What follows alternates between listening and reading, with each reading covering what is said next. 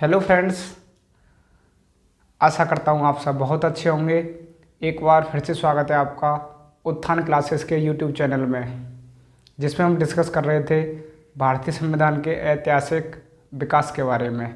यानी कि जो इंडियन कॉन्स्टिट्यूशन है, भारत का संविधान है, उसका विकास कैसे कैसे ग्रेजुअली हुआ और क्या क्या ऐतिहासिक पृष्ठभूमि रही, उन सब चीज़ों के बारे में देख रहे थे। लास्ट वीडियो में हमने देखा था रेगुलेटिंग एक्ट 1773 के बारे में। यानी कि सबसे पहली शुरुआत मानी जाती है वो किससे मानी जाती है? रेगुलेटिंग एक्ट 1773 से मानी जाती है, जिसमें हमने कुछ प्रोविज़न भी देखे थे। जैसे कि गवर्नर ऑफ बंगाल था, उसे क्या बना दिया गया था? गवर्नर जनरल ऑफ बंगाल बना दिया गया था। दूसरा प्रोविज़न क्या था? कलकत्ता में एक हाईकोर्ट बनाने की बात कही गई थी, एलिजा एम पे, जिसके मुख्य न्यायाधीश थे। और जो कंपनी के ऑफिशियल्स थे, कंपनी के अधिकारी थे, उनके निजी व्यापार और उपहार लेने पर प्रतिबंध लगा दिया गया था। कोर्ट ऑफ डायरेक्टर भी बनाया गया था, जो उसकी मदद करता था, गवर्नर जनरल ऑफ बंगाल की मदद करता था। वो सब चीज़ें हमने लास्ट वीडियो में देखी थी। आज हम देखेंगे कि आगे कैसे कैसे डेवलपमेंट हुई, यानी कि किस प्रकार जो संविधान का विकास है वो धीरे धीरे ग्रेजुअली कैसे आगे बढ़ा। तो चलिए शुरू करते हैं। तो इसके बाद क्या हुआ? 1773 के रेगुलेटिंग एक्ट के बाद, क्योंकि कंपनी क्या मानने वाली थोड़ी थी, क्योंकि जिनके अंदर नसोतंग भ्रष्टाचार घुसा हो, क्या वह एक बार में मान जाएंगे? क्या नहीं मानते हैं। तो ब्रिटेन की गवर्नमेंट फिर परेशान होने लगी, क्योंकि कानून तो उन्होंने बना दिया था, लेकिन फिर भी न तो जवाबदेही तय हो रही थी, न कोई और अच्छा काम हो पा रहा था। तो फिर वो क्या लेके आए 1781 में? Act of settlement. Act of settlement यानी कि सेटलमेंट करने के लिए कंपनी के कार्यों को और अच्छे से क्या लेके आया गया? 1781 में एक्ट ऑफ सेटलमेंट लाया गया, जो कि इतना ज़रूरी नहीं था वैसे, लेकिन उसी के बाद फिर भी। और ये क्यों लाया गया था एक्ट ऑफ सेटलमेंट? ये इसलिए लाया गया था ताकि जो 1773 में जो कमियां रह गई थी रेगुलेटरी एक्ट में, उनको सही किया जा सके। लेकिन इससे भी इतने इफेक्टिव वर्क नहीं हो पाए। तो फिर क्या लाया गया 1784 में? Pitt's India act. Pitt's India act 1784 के नाम से जाना जाता है, जो कि बहुत महत्वपूर्ण है। इससे कुछ अलग अलग चीज़ें हमें जानने को मिलेंगी, जिनको हम एक एक करके देखेंगे भी। तो पिट्स इंडिया एक्ट कब लाया गया? 1784। और इसका नाम पिट्स इंडिया एक्ट क्यों रखा गया? क्योंकि जो पिट्स थे उस समय के ब्रिटेन के प्रधानमंत्री थे। यानी कि जो पिट्स नाम था वो किसका नाम था? वो ब्रिटेन के उस समय के प्रधानमंत्री का नाम था। उन्हीं के नाम पर इसका क्या रखा गया? Pitt's India act 1784। क्योंकि डेवलपमेंट हो रही है, संविधान की डेवलपमेंट, यानी कि ऐतिहासिक पृष्ठभूमि पढ़ रहे हैं हम, तो हम उन चीज़ों को देख रहे हैं कि कैसे कैसे संविधान को कहाँ से क्या क्या मिला। तो 1784 का जो एक्ट था, वहाँ से हमने क्या सीखा, क्या लिया, उन सब चीज़ों के बारे में हम देखेंगे। तो सबसे पहला क्या किया गया? क्योंकि एक ही टारगेट था, कंपनी को रेगुलेट करना है और कंपनी को मैनेज करना है अच्छे से, और धीरे धीरे किसका नियंत्रण बढ़ाना है इंडिया पर? ब्रिटेन का। यानी कि जो ब्रिटेन की सरकार थी उसका नियंत्रण बढ़ाना है, और कंपनी का नियंत्रण क्या करते जाना है? धीरे धीरे कम करते जाना है, जो कि 1833 1853 में जाके बिल्कुल ख़त्म ही हो जाता है कंपनी का नियंत्रण। और यहीं से शुरुआत होती है, 1773 से शुरुआत हो जाती है। 1784 उसी दिशा में उठाया गया एक निर्णायक कदम था। तो जैसे 1784 में क्या हुआ? जो कंपनी के राजनीतिक कार्य थे, यानी कि जो कंपनी के पॉलिटिकल मामले थे, और कंपनी के कॉमर्शियल मामले, यानी कि जो वाणिज्य व्यापार करने के मामले थे, वो क्या कर दिए गए? अलग अलग कर दिए गए। तो कंपनी के राजनीतिक कार्य, यानी कि जो कंपनी के पॉलिटिकल, यानी कैसे नियुक्ति होगी, कैसे क्या होगा, कौन अधिकारी बनेगा, कौन क्या बनेगा, वो, और व्यापार करने के मामले, यानी कॉमर्शियल मैटर्स, ये सब क्या कर दिए गए? अलग कर दिए गए। और इसी को क्या कहा गया? द्वैध शासन, डुअल गवर्नेंस। यानी कि इसी चीज़ के लिए क्या मानी जाती है? डुअल गवर्नेंस की शुरुआत यहाँ से मानी जाती है। तो पहली बार डुअल गवर्नेंस की शुरुआत कहाँ से हुई? डुअल गवर्नेंस की शुरुआत हुई पिट्स इंडिया एक्ट 1784 से। अब देखो फिर क्या हुआ? जो राजनीतिक मामले थे, यानी कि जो पॉलिटिकल वर्क्स थे, वो किसको दे दिए गए? पॉलिटिकल वर्क्स दे दिए गए बोर्ड ऑफ कंट्रोल को। यानी कि बोर्ड ऑफ कंट्रोल नाम से एक नई संस्था बनाई गई, उसको क्या दे दिया गया? पॉलिटिकल मामले दे दिए गए। और जो कोर्ट ऑफ डायरेक्टर्स थे, उनको क्या दे दिया गया? कॉमर्शियल मामले। यानी कि दो नई संस्था थी, एक तो थी बोर्ड ऑफ कंट्रोल, जो कंट्रोल करती थी किसको? पॉलिटिकल मामलों को, राजनीतिक मामलों को, और एक थी कोर्ट ऑफ डायरेक्टर की संस्था, जो क्या करती थी? व्यापारिक मामलों को, व्यापार कैसे करना है, कहाँ से कितना रेवेन्यू लेना है, क्या करना है, लगाना है, क्या नहीं करना है, वो सब किसके हाथ में था? कोर्ट ऑफ डायरेक्टर के हाथ में। तो कैसे याद रखें? कॉमर्शियल, इंग्लिश में बोलते हैं व्यापार को, वाणिज्य को कॉमर्शियल, तो commercial C, court of director. और राजनीतिक पॉलिटिकल किसके हाथ में थे? बोर्ड ऑफ कंट्रोल के हाथ में। तो पॉलिटिकल बोर्ड ऑफ कंट्रोल के हाथ में, और जो कॉमर्शियल मैटर्स थे वो किसके हाथ में थे? कोर्ट ऑफ डायरेक्टर्स के हाथ में। और द्वैध शासन मैंने बताया था अभी आपको, द्वैध शासन की शुरुआत पहली बार कहाँ से मानी जाती है? पिट्स इंडिया एक्ट 1784 से मानी जाती है। और क्या क्या डेवलपमेंट हुई थी इसमें?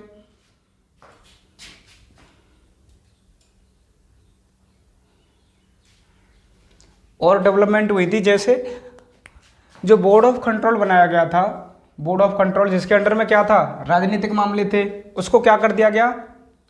जो कंपनी के नियंत्रण में क्षेत्र था, यानी कंपनी का ऐसा क्षेत्र, भारत का ऐसा क्षेत्र जो किसके कंट्रोल में था? कंपनी के कंट्रोल में था। अब वो किससे कंट्रोल आने लगा, किसके अंडर आने लगा? ब्रिटिश गवर्नमेंट के अंडर आने लगा। यानी कि पहली बार British possession, area of British possession पहली बार कहाँ का आ गया? पिट्स इंडिया एक्ट 1784 में। तो ये इसका क्या कार्य था? यानी कि जो कंपनी कंट्रोल वाला क्षेत्र है, जो भारत का ऐसा क्षेत्र जो किसके अंडर है? कंपनी के कंट्रोल के अंडर है, कंपनी के नियंत्रण के अंदर है, उसे किसके अंडर माना जाने लगा? ब्रिटिश गवर्नमेंट के अंडर माना जाने लगा। और उसी ने क्या किया? जो बोर्ड ऑफ कंट्रोल था, क्योंकि जो पॉलिटिकल मामलों को देख रहा था, जो सेना के मामले थे यानी नागरिकों के मामले थे, और राजस्व गतिविधियाँ थीं, उन सबको नियंत्रण कौन कर रहा था? Board of control. यानी कि जो बोर्ड ऑफ कंट्रोल बनाया गया था, उसने कंपनी को पूरी तरह क्या कस लिया था? शिकंजा कस लिया था। और कंपनी को कंट्रोल, जैसा कि मैंने बताया था, कंपनी को कंट्रोल करने की शुरुआत कहाँ से हो गई थी? 1784 यानी कि 1773 से ही हो गई थी। और धीरे धीरे ये रेगुलेटरी एक्ट बन रहे हैं, चार्टर एक्ट बन रहे हैं। इनका क्या मकसद है? भारत पर कंपनी का नियंत्रण क्या करते जाना? कम करते जाना, और ब्रिटेन की गवर्नमेंट का नियंत्रण बढ़ाते जाना। तो वो सब एक ही मकसद है। लास्ट में हम देखेंगे 1833, 1853 चार्टर एक्ट में कंपनी को पूरी तरह नल एंड वॉइड यानी कि निरस्त कर दिया जाता है, कैंसिल कर दिया जाता है, डिसमिस कर दिया जाता है। लेकिन शुरुआत धीरे धीरे 1773 से हुई थी। और अब देखो यहाँ पे आके क्या कहा जा रहा है कि कंपनी, तुमने जो क्षेत्र कब्जा रखा है वो किसका क्षेत्र होगा? ब्रिटिश गवर्नमेंट का। तो पहली बार एरिया ऑफ ब्रिटिश पजेशन, जो शब्द है आधिपत्य का क्षेत्र, ब्रिटिश आधिपत्य का क्षेत्र कहाँ का आ गया? 1784 के पिट्स इंडिया एक्ट में ही कहा गया। और जो बोर्ड ऑफ कंट्रोल था वो क्या कर रहा था? सेना के मामलों को नियंत्रित कर रहा था, राजस्व मामलों को नियंत्रित कर रहा था, और जो नागरिकों के मामले थे, सिविल मैटर्स थे, उनको भी कहाँ जाके बता रहा था? ब्रिटिश गवर्नमेंट को बता रहा था। तो ये भी यहाँ देखने को मिलता है। तो जो पिट्स इंडिया एक्ट है वो दो कामों के लिए महत्वपूर्ण माना जाता है। कौन कौन से दो काम थे? एक था कंपनी का क्षेत्र ब्रिटेन का, यानी कि जो कंपनी का क्षेत्र था वो किसका कहा जाने लगा? अब ब्रिटेन का कहा जाने लगा। और दूसरा काम क्या था? दूसरा इसका जो इम्पोर्टेंस है वो क्यों है? क्योंकि धीरे धीरे कंपनी पर क्या होता जा रहा है? ब्रिटिश गवर्नमेंट का पूर्ण नियंत्रण होता जा रहा है। तो ये सब चीज़ें यहाँ पे पिट्स इंडिया एक्ट में देखने को मिली। तो हमने देखा था, एक बार और रिकॉल कर लेते हैं, रिवाइज कर लेते हैं इसको। पिट्स इंडिया एक्ट कब लाया गया था? 1784 में लाया गया था। पिट्स नाम क्यों रखा गया? क्योंकि पिट्स उस समय कौन थे? ब्रिटेन के प्रधानमंत्री थे। और इसमें क्या किया गया? द्वैध शासन, डुअल गवर्नेंस की शुरुआत की गई। और द्वैध शासन का क्या मतलब था? क्योंकि कंपनी के जो राजनीतिक और वाणिज्यिक मामले थे, यानी कि जो कंपनी के political matters and commercial matters जो थे, वो अब क्या कर दिए गए? अलग अलग कर दिए गए। कॉमर्शियल मैटर्स किसके अंडर आ गए? कोर्ट ऑफ डायरेक्टर के अंतर्गत आ गए। और जो राजनीतिक मामले थे वो किसके अंडर आ गए? बोर्ड ऑफ कंट्रोल के अंडर आ गए। और जो कंपनी का आधिपत्य वाला क्षेत्र था, यानी कंपनी के पजेशन वाला क्षेत्र था, वो किसके अंडर आने लगा? ब्रिटिश गवर्नमेंट के पजेशन वाला क्षेत्र कहा जाने लगा। ये सब डेवलपमेंट किसमें हुई? पिट्स इंडिया एक्ट 1784 में।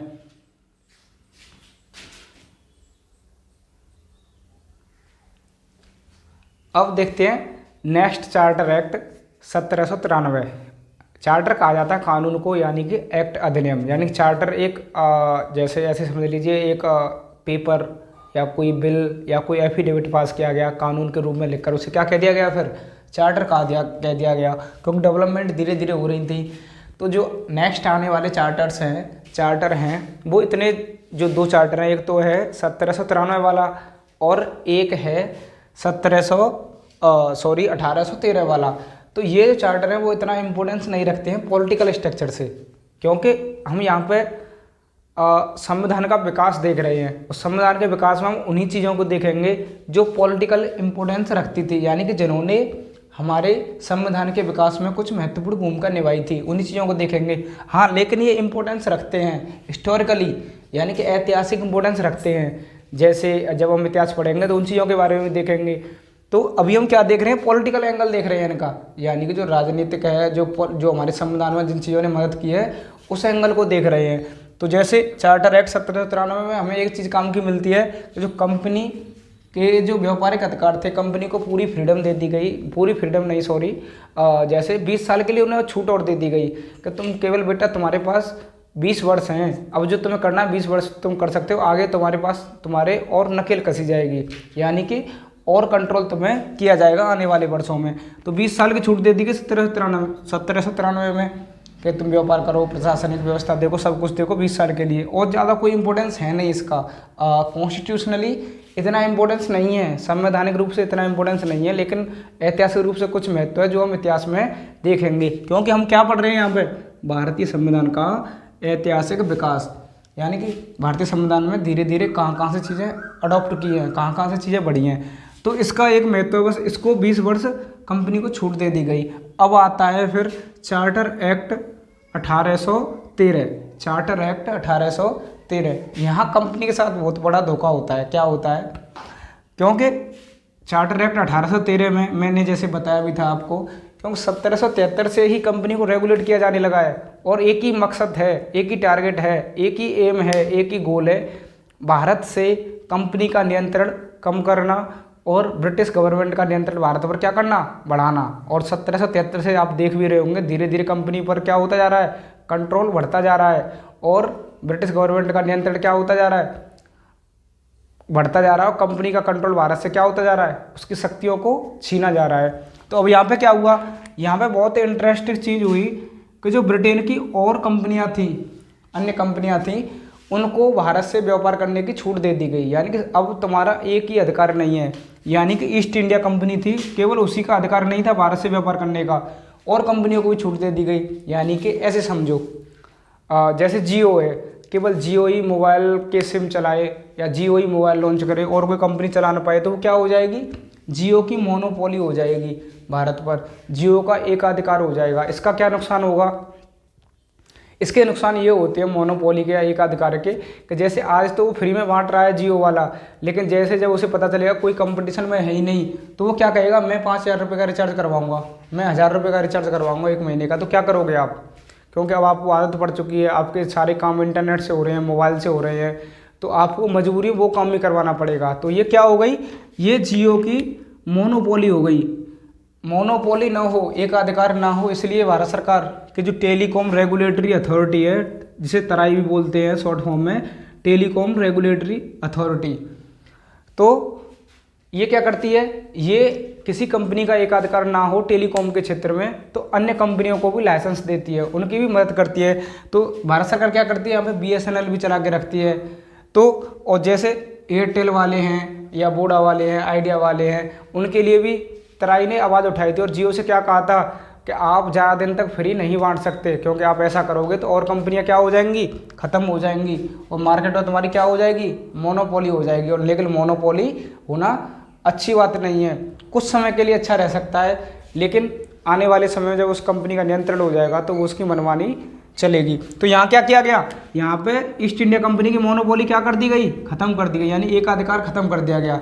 यानी कि भारत से तुम अकेले ही व्यापार नहीं करोगे, ब्रिटेन की जो और कंपनियां हैं उनको भी व्यापार करने की छूट दे दी गई। तो क्या हो गया, ईस्ट इंडिया कंपनी के साथ धोखा हो गया, क्योंकि उसका जो एकाधिकार था, कहाँ तो तुम एक ही शासन कर रहे थे, अब क्या हो गए, वहाँ पर कई शासन करने वाले आ गए, कई व्यापार करने वाले आ गए, तो कितनी बड़ी छूट थी वो खत्म हो गई। और दूसरी चीज़ क्या कही गई कि अब तुम बेटा चीन के साथ केवल चाय का व्यापार या अफीम का व्यापार वही कर सकते हो, और ज़्यादा कोई व्यापार तुम नहीं कर सकते। कितने वर्षों के लिए, केवल 20 वर्षों के लिए तुम चीन के साथ चाय, अफीम आदि का व्यापार कर सकते हो। और क्या डेवलपमेंट हुई यहाँ पे, पहली बार ब्रिटिश गवर्नमेंट ने यहाँ पे क्या कहा कि 1 लाख रुपए का बजट पेश किया गया शिक्षा के लिए। जो भारतीय लोग थे उनकी शिक्षा के लिए ब्रिटिश गवर्नमेंट ने 1 लाख रुपए का बजट पेश किया पहली बार। ये बहुत इंपॉर्टेंट है यहाँ पे कि हमारी जो भारतीयों की शिक्षा पर 1 लाख रुपए खर्च करने की बात कही गई प्रतिवर्ष। कौन से एक्ट में? चार्टर एक्ट 1813 में। और दूसरी चीज़ और क्या कही गई कि भाई अब हमारी जो जड़ें हैं वो मजबूत होती जा रही है भारत में, इसलिए जो हमारे ईसाई धर्म प्रचारक हैं, मिशनरीज हैं ईसाई धर्म के, उनको कहाँ भेजा जाना चाहिए? भारत में भेजा जाना चाहिए। तो जो ईसाई मिशनरी थे, ईसाई धर्म प्रचारक थे, उनको कहाँ भेजा जाने लगा? भारत में जाने की छूट दे दी गई। कब दे दी गई? 1813 के चार्टर एक्ट में। तो ईसाई मिशनरी थे, ईसाई धर्म प्रचारक थे, उनको भारत में ईसाई धर्म फैलाने की क्या दे दी गई? छूट दे दी गई कि तुम वहाँ जाओ और ईसाई धर्म का क्या करो? प्रचार करो। और तो एक बार फिर से रिकॉल करते हैं क्या क्या हुआ इसमें। ईस्ट इंडिया कंपनी की मोनोपोली खत्म कर दी गई। मोनोपोली आपके समझ में अच्छे से आ गया होगा कि मोनोपोली क्या होता है। जब कोई एक कंपनी सब कुछ करने लगा तो वो क्या कहलाता है? मोनोपोली कहलाता है। लेकिन ऐसा होना लंबे समय के लिए अच्छा नहीं है। तो ईस्ट इंडिया कंपनी की मोनोपोली खत्म कर दी गई। दूसरा क्या हुआ? केवल कंपनी को चीन के तक ही सीमित कर दिया कि चीन के साथ चाय का व्यापार कर सकते हो, अफीम का व्यापार कर सकते हो, वो सब चीज़ें। और शिक्षा पर 1 लाख रुपए खर्च किए गए। शिक्षा पर पहली बात क्या बात कही गई कि 1 लाख रुपए का बजट पेश किया जाएगा ब्रिटिश पार्लियामेंट में, और हम भारतीयों की शिक्षा पर प्रतिवर्ष 1 लाख रुपए खर्च करेंगे। और ईसाई मिशनरी जो ईसाई धर्म प्रचारक थे उनको ये कहा गया कि तुम जाओ भारत में और वहाँ लोगों को क्या बनाओ? ईसाई बनाओ, क्योंकि जैसे जैसे लोग ईसाई बढ़ते जाएंगे तो हमारा कंट्रोल और आसानी से होता जाएगा। तो ये सब था चार्टर एक्ट 1813 में। और चार्टर एक्ट 1793 में हमने अभी देखा था। अब देखेंगे नेक्स्ट चार्टर एक्ट 1833, जो बहुत मेजर स्टेप था। उसने कंपनी को पूरी तरह क्या कर दिया? छोड़ा, लेस मात्र ही छोड़ा, थोड़ा सा ही छोड़ा उसने। कंपनी खत्म होते हुए बच गई, लेकिन 1853 में आगे कंपनी को क्या कर दिया गया? पूरी तरह खत्म कर दिया गया, जिसको हम आगे देखेंगे। अब पढ़ेंगे हम चार्टर एक्ट 1833 के बारे में।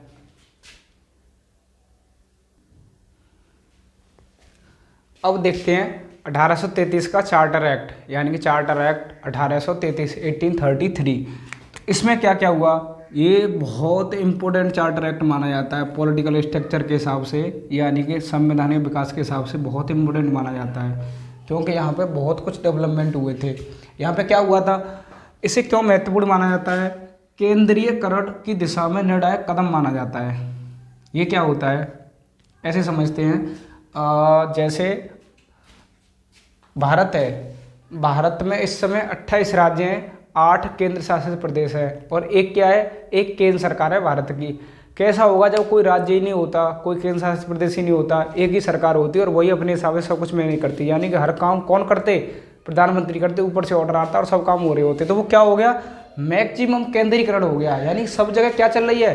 केंद्र की चल रही है। हर जगह किसकी चल रही है? केंद्र सरकार की चल रही है। तो वो क्या कहलाएगा? केंद्रीकरण, यानी कि सेंट्रलाइजेशन। हर जगह केंद्र की चल रही है। लेकिन हमारे यहाँ क्या है? ऐसा तो नहीं है। राज्य भी हैं, राज्यों को पूरी छूट दी गई कि अपनी सरकार बनाई जाती है, वहाँ मुख्यमंत्री बनते हैं, वहाँ पर उनको कार्य करने की पूरी छूट होती है, क्योंकि उनके जो संविधान की 7वीं अनुसूची है उसमें विषय बांटे गए हैं अलग अलग, कि केंद्र के लिए संघ सूची है, राज्यों के लिए राज्य सूची है, समवर्ती सूची है, ये सब चीज़ें बांटी गई हैं। तो राज्य वहाँ पर अपना फ्रीडम एंजॉय करते हैं 7वीं अनुसूची के द्वारा, उनको जो विषय दिए गए हैं। तो वहाँ पे केंद्रीकरण आज के समय इतना केंद्रीकरण नहीं है, लेकिन क्या हो जाए सभी राज्य खत्म कर दिए जाएं और किसकी चले? केवल प्रधानमंत्री की चले। तो ऐसा ही यहाँ पे हुआ। केंद्रीयकरण की जिसकी शुरुआत हमने देखी थी कहाँ हो चुकी थी? 1773 के रेगुलेटिंग एक्ट में हो चुकी थी। और मैक्सिमम कहाँ पे आके हो गया? यहाँ पे आके मैक्सिमम हो गया, यानी 1833 के चार्टर एक्ट में कि अधिकतम केंद्रीकरण कहाँ देखने को मिलता है? केंद्रीकरण मतलब जहाँ एक ही सरकार की चलती हो, पूरी तरह सब बात किसकी मानी जाएगी? एक ही सरकार की। लेकिन विकेंद्रीकरण क्या होता है? जहाँ निचले से निचले स्तर पर क्या दी जाए? पावर दी जाए।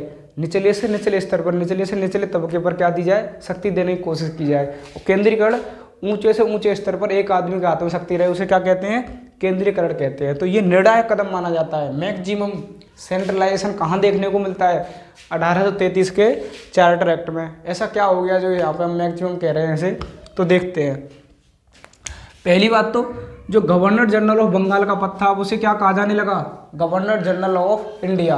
यानी कि गवर्नर जनरल ऑफ बंगाल देखा था हमने 1773 के चार्टर एक्ट के द्वारा बना 1773 के रेगुलेटिंग एक्ट के द्वारा बनाया गया था। और कौन बने थे भारत के पहले गवर्नर जनरल ऑफ बंगाल? वो बने थे वॉरेन हेस्टिंग। लेकिन अब वो गवर्नर जनरल ऑफ बंगाल का पद क्या कहा जाने लगा? गवर्नर जनरल ऑफ इंडिया, यानी कि भारत के गवर्नर जनरल कहे जाने लगे। और भारत के पहले गवर्नर जनरल कौन बने? William Bentinck.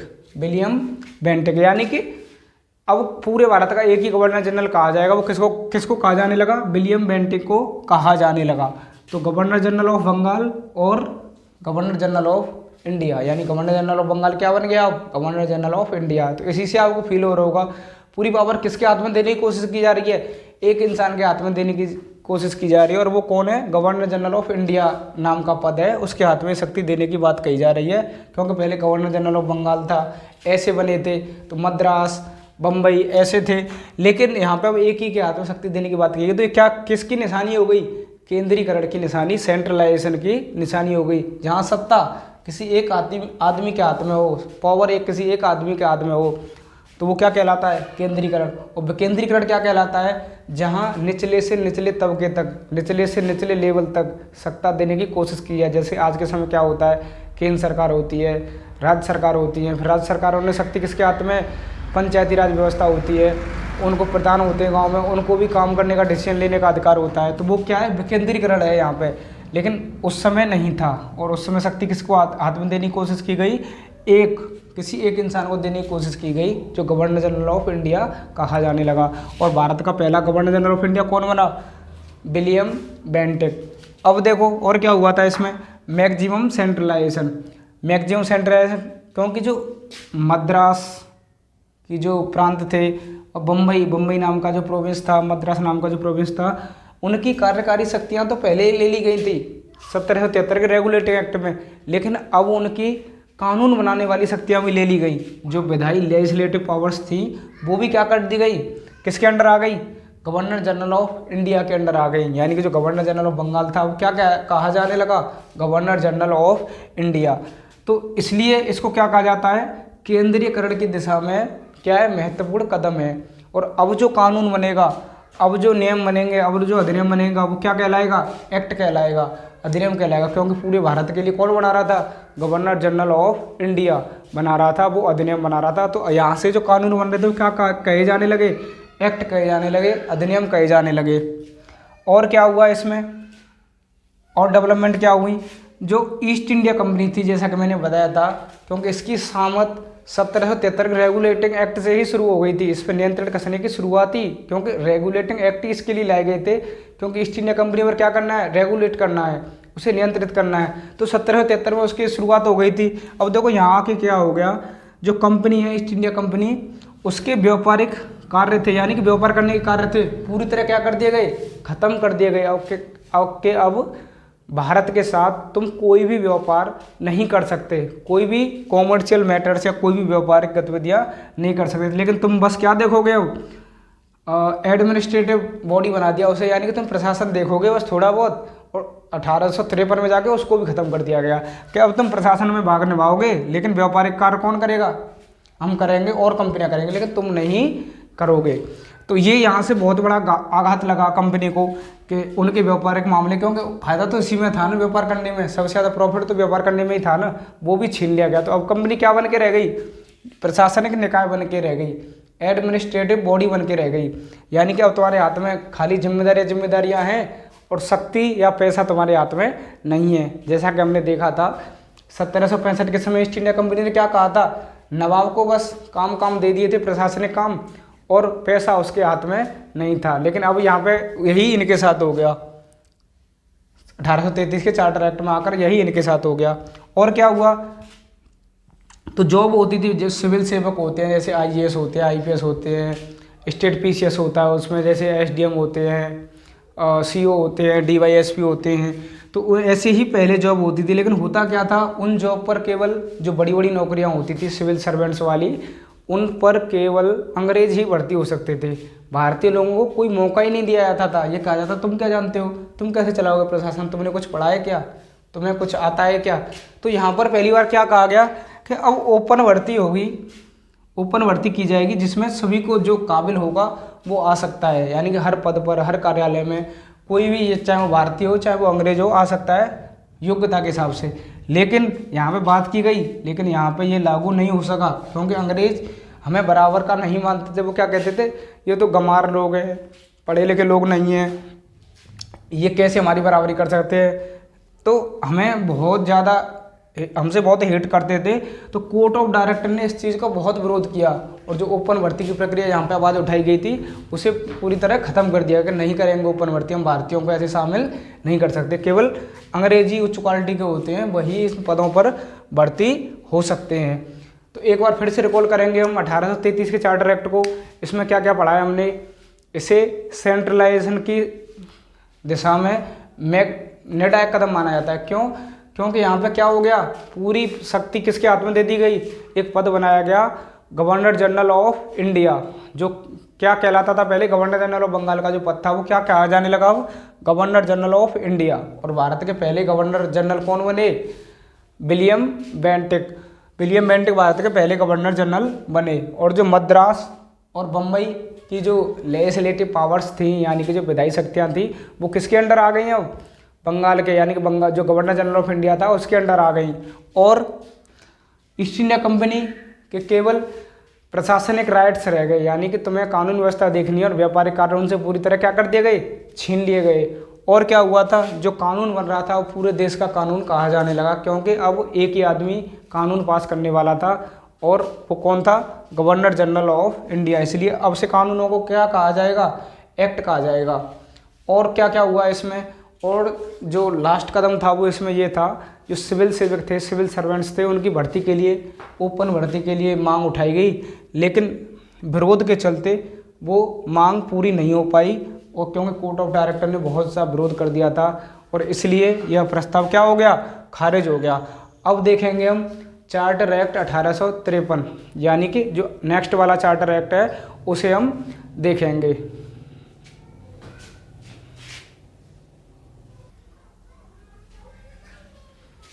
अब देखते हैं 1853 का चार्टर एक्ट।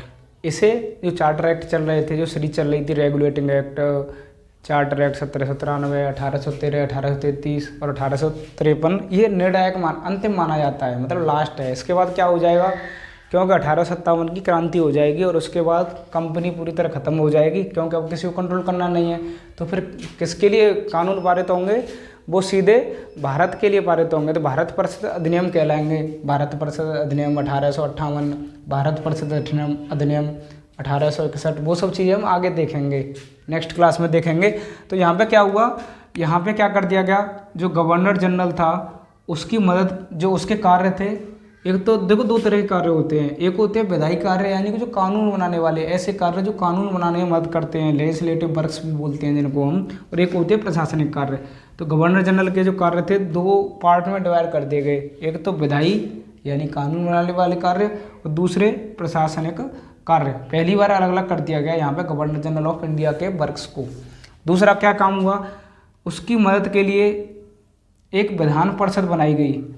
विधान परिषद यानी विधायी कार्यों में मदद के लिए क्या बनाई गई, लेजिस्लेटिव काउंसिल बनाई गई, और जिसमें 6 नए पार्षद जोड़े गए। पहली बार ये डेवलपमेंट हुआ है, 6 नए पार्षद जोड़े गए, जिनको क्या कहा जाने लगा, विधान पार्षद कहा जाने लगा, यानी कि लेजिस्लेटर पार्षद जो हैं उनको कहा जाने लगा। और ये कैसे कार्य करने लगी, जो लेजिस्लेटिव जो विधान पार्षद थे वो कैसे कार्य करने लगी, जो ब्रिटेन की पार्लियामेंट थी उसकी तरह कार्य करने लगी, और भारत में भी ऐसे ही कार्य होने लगा। इसलिए इसको क्या कहा जाता है, विधान परिषद को, केंद्रीय विधान परिषद को छोटी संसद कहा जाने लगा, क्योंकि ये भी ऐसे ही कार्य करती थी जैसे ब्रिटेन की पार्लियामेंट उस समय करती थी। और इसका नाम क्या दे दिया गया, भारतीय केंद्रीय विधान परिषद। भारतीय केंद्रीय विधान परिषद, बहुत कन्फ्यूजन रहता है यहाँ पे, स्टेट पीसीएस एग्जाम है, यूपीएससी, वो पूछता है अब ये क्वेश्चन कि भारतीय केंद्रीय विधान परिषद की शुरुआत क्या 1858 में हुई थी, 1861 के अधिनियम में हुई थी, नहीं, 1853 के चार्टर अधिनियम में ही हो गई थी। भारतीय केंद्रीय विधान परिषद की शुरुआत 1853 के चार्टर एक्ट में ही हो गई थी। और इसमें क्या हुआ था, पहली बार स्थानीय लोकल जो रिप्रेजेंटेटिव थे, स्थानीय प्रतिनिधित्व की शुरुआत भी कहाँ से हो गई थी, 1853 के चार्टर एक्ट से ही हो गई थी। क्योंकि सबको ये लगता है क्योंकि जब 1857 क्रांति हुई थी उसके बाद ये चीज़ें चेंज हुई होंगी, लेकिन ऐसा नहीं है। ये शुरुआत कहाँ से होने लग गई थी, 1853 के चार्टर एक्ट से ही होने लग गई थी। और पहली बार जो स्थानीय प्रतिनिधित्व था, लोकल रिप्रेजेंटेशन था, वो शुरू कहाँ से हो गया, 1853 के चार्टर एक्ट से। ये हमें चीज़ें याद रखनी है। भारतीय केंद्रीय विधान परिषद की शुरुआत कहाँ से हुई है, 1853 के चार्टर एक्ट से। और जो स्थानीय प्रतिनिधित्व की शुरुआत वो भी कहाँ से मानी जाती है, 1853 के चार्टर एक्ट से। इसमें 6 मेंबर जो भारत का गवर्नर जनरल था उसकी जो विधायी परिषद थी उसमें शामिल होने लगे, जिसमें से 4 लोग कहाँ से चुने गए, पहली बार ऐसा हुआ स्थानीय लोग चुने गए 4, जिनमें 4 कहाँ से चुने गए, एक चुना गया बंगाल से, दूसरा चुना गया मद्रास से, तीसरा चुना गया बम्बई से, और चौथा चुना गया आगरा से। जो प्रेसिडेंसी थी, जो प्रांत थे, उस समय 4 लोग यहाँ से चुने गए। यानी कि जो विधायी परिषद थी, भारतीय केंद्रीय विधान परिषद थी, उसमें 6 मेंबर थे और 6 में से 4 कहाँ कहाँ से चुने गए, बंगाल, ये पूछ लिया जाता है, कन्फ्यूजिंग रहता है कि बंगाल की जगह या तो वो दे देंगे पटना पंजाब दे देंगे या मद्रास दे देंगे, ऐसे करके बंगाल, मद्रास, बम्बई और आगरा। तो बंगाल, मद्रास, बम्बई और आगरा से 4 लोग चुने जाने लगे। तो यानी कि 2 चीज़ें याद रखनी, पहली बार स्थानीय प्रतिनिधित्व की शुरुआत कहाँ से हुई है, चार्टर एक्ट 1853 से। और भारतीय केंद्रीय विधान परिषद की शुरुआत भी कहाँ से मानी जाती है, चार्टर एक्ट 1853 से। और यही जो परिषद बनाई गई गवर्नर जनरल ऑफ इंडिया की मदद के लिए, उसमें 6 नए पार्षद जोड़े गए जिन्हें विधान पार्षद भी कहा जाता था। और इसी परिषद को क्या कहा जाने लगा, छोटी संसद कहा जाने लगा, क्योंकि जो ब्रिटेन का पार्लियामेंट था, ब्रिटेन की संसद थी, वो बड़ी संसद थी और ऐसे ही कार्य यहाँ पे होने शुरू हो गए थे। तो ये शुरुआत कहाँ से हुई थी, 1853 का चार्टर एक्ट। और क्या हुआ था इसमें कंपनी को अब कोई टाइमलाइन नहीं दी गई, ये कह दिया गया कि हम तुम्हें कभी भी ख़त्म कर सकते, लेकिन ये नहीं बताया कब ख़त्म करेंगे। और वो समय बहुत जल्दी आ गया। कब आया वो समय, 1857 की जब क्रांति हुई थी, तो कंपनी को जब 1858 का भारत परिषद अधिनियम आया था, तो उसमें सबसे पहले क्या किया गया, कंपनी को पूरी तरह ख़त्म किया जाता है। तो कंपनी को वहाँ पे ऐसे ख़त्म कर दिया गया। तो यहाँ पे क्या हो गया कि बेटा तुम्हें पता नहीं कब डिसमिस करेंगे, कोई टाइमलाइन नहीं दी गई। क्योंकि पहले देखा था हमने 20 साल के लिए बोल दिया, 10 साल के लिए बोल दिया, ऐसे हो रहा था। लेकिन यहाँ पे क्या कर दिया कि कभी भी हम आदेश फरमान कभी भी आ सकते हैं तुम्हें ख़त्म करने के, ये काम हुए यहाँ पे। और खुली भर्ती जो प्रक्रिया की बात की थी हमने 1833 के चार्टर एक्ट में, जो वहाँ पे सक्सेस नहीं हो पाई थी, और पहली बार यहाँ पे वो प्रस्ताव क्या हो गया, पास हो गया। 1853 के चार्टर एक्ट में खुली भर्ती प्रक्रिया का प्रस्ताव पास हो गया। यानी कि जो सिविल सर्वेंट की नौकरी होती थी उसमें जो योग्य होगा, भारतीय और अंग्रेज, वो दोनों पार्टिसिपेट कर सकते हैं। और इसके लिए 1854 में कौन सी कमेटी बनाई गई थी, मैकाले कमेटी। बहुत इंपॉर्टेंट फैक्ट है, ये पूछा जाता है। मैकाले कमेटी किसके लिए बनाई गई थी 1854 में, मैकाले कमेटी बनाई गई थी खुली भर्ती प्रक्रिया की व्यवस्था को देखने के लिए। कब बनाई गई थी, 1854 में बनाई गई थी। क्योंकि कन्फ्यूजन इसलिए भी रहता है क्योंकि 1833 में भी मैकाले कमेटी बनाई गई थी, लेकिन वो बनाई गई थी शिक्षा के लिए, कि भारतीय लोगों को शिक्षा कैसे दी जानी है, जो कि यहाँ का विषय नहीं है। वो हम देखेंगे इतिहास में, इतिहास का विषय। इतिहास में एक थ्योरी आती है मैकाले मिनट्स नाम से, तो हम वहाँ पे देखेंगे। लेकिन यहाँ पे पॉलिटिकल डेवलपमेंट देख रहे हैं हम। पॉलिटिकल डेवलपमेंट क्या हो रहा है 1854 में, मैकाले कमेटी बनाई गई है। किसके लिए, ओपन भर्ती कराने के लिए, कि ओपन भर्ती कैसे कैसे कराई जाएगी भारतीयों के लिए और अंग्रेजों के लिए। तो आपको ये टॉपिक अच्छे से समझ में आया होगा। जैसे एक बार और रिकॉल करता हूँ मैं, इसमें क्या क्या हुआ था। वायसराय के जो विधायी कार्य थे और प्रशासनिक कार्य थे वो अलग अलग कर दिए गए। वायसराय को विधायी कार्यों में मदद के लिए एक विधान परिषद बनाई गई थी, जिसे क्या कहा गया, भारतीय केंद्रीय विधान परिषद, जिसमें 6 मेंबर हुआ करते थे, जिनको क्या कहा जाता था, विधान पार्षद कहा जाता था। और 6 मेंबर में से 4 कहाँ से चुने जाते थे, बंगाल, मद्रास, आगरा और बम्बई से। तो स्थानीय प्रतिनिधित्व की शुरुआत भी कहाँ से मानी जाती है, 1853 के चार्टर एक्ट से मानी जाती है। और पहली बार भारतीय केंद्रीय विधान परिषद की शुरुआत भी कहाँ से मानी जाती है, 1853 के चार्टर एक्ट से मानी जाती है। और इसी को क्या कहा जाता था, छोटी संसद कहा जाता था। और 1854 में एक मैकाले कमेटी बनाई गई थी, क्योंकि इसी एक्ट में जो ओपन भर्ती की मांग 1833 के चार्टर एक्ट में उठाई गई थी वो क्या हो गई थी, पास हो गई थी। तो उसकी देखरेख के लिए क्या बनाएगी, एक कमेटी बनाएगी कि कैसे कैसे काम कराना है। और कंपनी को कोई टाइमलाइन नहीं दी गई। और 1857 के बाद कंपनी क्या हो जाती है, ख़त्म हो जाती है, जो हम नेक्स्ट वीडियो में देखेंगे, जिन चीज़ों के बारे में अगली क्लास में देखेंगे कि 1857 का विद्रोह हो जाता है, उसके बाद क्या होता है। और एक बार फिर से रिकॉल करते हैं जो हमने पढ़ा है आज। क्या क्या पढ़ा है हमने आज, देखा था एक्ट ऑफ सेटलमेंट, यानी कि 1781 का जो एक्ट था उसके बारे में देखा था। वो क्यों लाया गया था, रेगुलेटिंग एक्ट 1773 की कमियों को दूर करने के लिए लाया गया था, लेकिन वो भी पूरी तरह नहीं ख़त्म कर पाया, क्योंकि मैंने बताया आपको जब कोई बुराई बहुत अंदर तक चली जाती है तो वो इतनी जल्दी ख़त्म नहीं होती है। दूसरा क्या हुआ, फिर दूसरा हमने देखा था पिट्स इंडिया एक्ट, जिसमें हमने देखा था पिट्स इंडिया एक्ट 1784, जिसका मैंने बताया था कि पिट्स नाम क्यों रखा गया, क्योंकि विलियम पिट्स जो प्रधानमंत्री थे वहाँ के, उनके नाम पर उसका नाम रखा गया था पिट्स इंडिया एक्ट। उसमें क्या क्या हुआ था, कॉमर्शियल मैटर्स और पॉलिटिकल मैटर्स को अलग अलग कर दिया गया था। और बोर्ड ऑफ डायरेक्टर, जैसे कोर्ट ऑफ डायरेक्टर को क्या दे दिया गया, कॉमर्शियल मैटर्स दे दिए गए, व्यापारिक कार्य दे दिए गए। और बोर्ड ऑफ कंट्रोल को क्या दे दिए गए, प्रशासनिक कार्य दे दिए गए। और पहली बार कंपनी के क्षेत्र को ब्रिटिश पजेजन वाला क्षेत्र कहा जाने लगा। वो किस में कहा गया, पिट्स इंडिया एक्ट 1784 में कहा गया। फिर हमने देखा था और क्या, फिर हमने देखा था 1793 का चार्टर एक्ट, जो इतना इम्पोर्टेंस नहीं था, जिसमें कंपनी के व्यापार को 20 साल के लिए बढ़ाया गया था। फिर आया था 1813 का चार्टर एक्ट, जिसमें हमने देखा था ईस्ट इंडिया कंपनी की मोनोपोली को ख़त्म कर दिया गया। और जो ईसाई मिशनरी थे, ईसाई धर्म प्रचारक थे, उनको भारत में ईसाई धर्म प्रचार करने की अनुमति दे दी गई। और पहली बार भारतीय शिक्षा पर, भारतीय लोगों की शिक्षा पर ब्रिटिश संसद में 1 लाख रुपए प्रति वर्ष का बजट पास किया गया। और क्या हुआ था, उसमें हमने देखा था कि जो ईस्ट इंडिया कंपनी है उसको केवल चीन के साथ व्यापार करने की अनुमति दी गई। फिर आया 1833 का चार्टर एक्ट। 1833 के चार्टर एक्ट में क्या देखा था हमने, ये केंद्रीकरण की दिशा में एक महत्वपूर्ण कदम माना गया था। क्यों, क्योंकि यहाँ पे गवर्नर जनरल ऑफ बंगाल क्या कहा जाने लगा, अब गवर्नर जनरल ऑफ इंडिया। और विलियम बेंटिंग भारत के पहले गवर्नर जनरल बने। तो ये केंद्रीकरण की दिशा में, सेंट्रलाइजेशन की दिशा में महत्वपूर्ण निर्णायक कदम माना जाता है, क्योंकि मद्रास और बम्बई की जो विधायी शक्तियाँ थी वो भी अब किसके अंडर आ गई थी, बंगाल के, यानी कि भारत के गवर्नर जनरल के अंडर आ गई थी। फिर हमने देखा था वहाँ पे जो कंपनी के जो व्यापारिक कार्य थे वो क्या कर दिए गए, पूरी तरह छीन लिए गए, केवल एडमिनिस्ट्रेटिव बॉडी बनकर रह गई थी कंपनी।